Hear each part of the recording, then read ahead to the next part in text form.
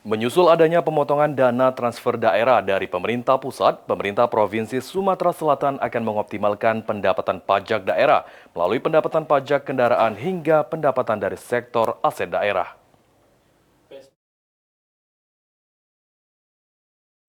Dengan adanya pemotongan dana transfer dari pemerintah pusat kepada pemerintah daerah sebesar 40%, atau dari dana transfer 5,3 triliun menjadi 3,1 triliun rupiah, pemerintah Provinsi Sumatera Selatan akan mengoptimalkan pendapatan pajak asli daerah dari berbagai sektor.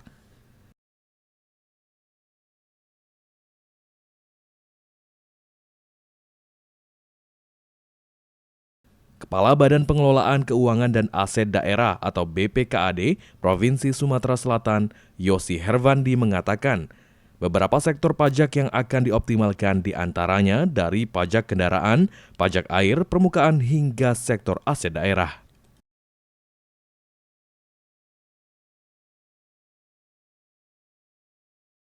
Oleh karenanya, BPKAD Provinsi Sumatera Selatan melakukan pemetaan terhadap aset daerah yang belum termanfaatkan dengan baik, sehingga dapat menambah PAD Sumatera Selatan melalui pola sewa maupun bangun guna serah. Terkait masalah efisiensi tersebut, kita juga meningkatkan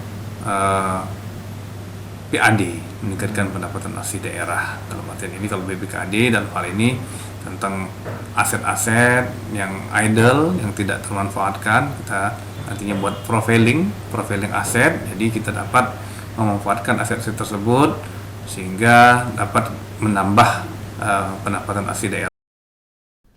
Meski pemotongan dana transfer daerah dan terjadi efisiensi, Yosi menegaskan tidak akan berdampak terhadap pelayanan masyarakat khususnya yang masuk dalam 11 program prioritas Gubernur dan Wakil Gubernur Sumatera Selatan. Eki Saputra, PAL TV.